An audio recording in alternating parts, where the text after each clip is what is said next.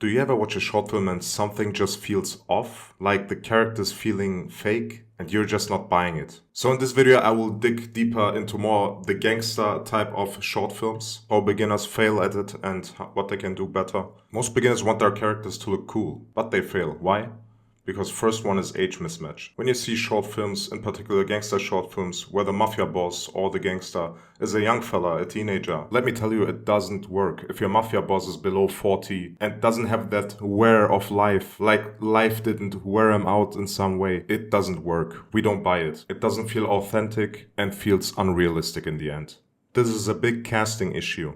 And back then that was a big problem for me too, but I've solved it with a great solution. But that's why in my channel I always preach that you have to make your short films look professional. When you show people your short film, they have to see it and think, this is a standard that I can participate in and not make a fool out of myself. So when you're going to people, colleagues, maybe your uncle, somebody, and they're older, they're fitting, he has a gray beard, he has maybe a scar. To be honest, those people already have a life, they have kids, maybe their kids have kids, and they have a pretty structured life. So they might be more critical when it comes to the quality of your short film so they don't make a fool out of themselves. Of course, not always the case, but mostly in my experience. So for example, you're going to your 50-year-old colleague and asking him, hey, do you want to play this mob boss role? You're the perfect fit because you see him, you think he fits perfectly. And you think he might be the one who might join. He's more open. Most of the time, 80% of the time they will say, I don't know, I'm not sure. Or maybe they will say yes and later they will make stuff up to not show up. Here comes a part where you can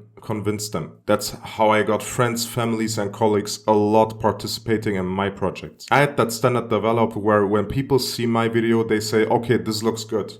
I mean, it's not perfect, of course, it's not a blockbuster, but it looks good, it looks convincing, it doesn't look trash and amateur. Because people think, if I play in this video, will I look foolish? Will this be a flop? In all honesty, that's how people are, and that's understandable. They don't want to make a fool out of themselves on the internet. I know it sounds harsh, but that's the case, that's how people think. So that's why it's so important to have a standard, have a quality that looks more sophisticated. You gonna let me in or not? I don't know. Don't get me wrong, most of these short films I show you are well made.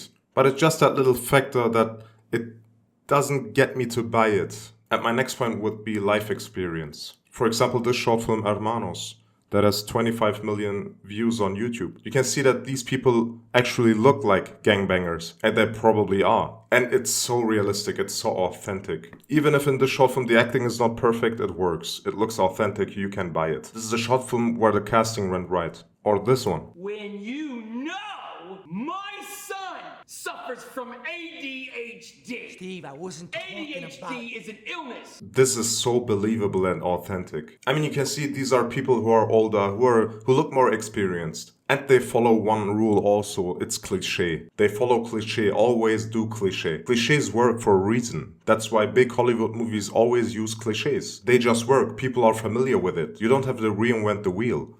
So try to cast somebody who looks like he's experienced. If you want a mafia boss, take somebody who looks like more like one, who has maybe a scar, who's shaven in kind of a particular way, who always dresses up a way that looks like he's a former mob boss. Somebody who, when you work with him, you think, oh, that guy might be dangerous. That's the guy you might want to ask if he wants to participate in your movie. But also be careful, maybe he's really dangerous. Also, really important point, don't always cast only men. There's to be maybe a mother, a girlfriend, a wife, something of a variety. Always middle-aged men isn't working out either. It's not believable. Or maybe if it's really short or the story fits to it. But most of the cases, it feels more authentic to get kids involved, get women involved, or elder people, like really, really old people, plus 80, plus 70. Look at this example right here.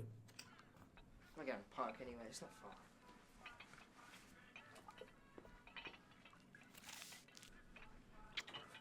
Don't give it to Dad. I don't know, kinda in these situations, the short film feels more authentic. And my next point is something about acting that always kills the whole mood and kills the all seriousness that I hate. And that I suffered with my actors a lot and myself too. To be honest, most of us aren't probably on the level to hire actors, but have family and friends join in, and most of them can't act. And what I want to get to is that little smile when you try to look serious. If it's a situation where you have to look sad or a little slightly angry, just slight or neutral maybe even, stop that little smile, those I don't know where they are. I might have to check my pocket. I got the address in here. Just gotta like, you know.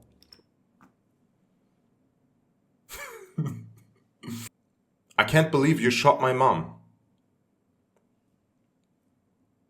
Hey Brandon, did you steal my car yesterday?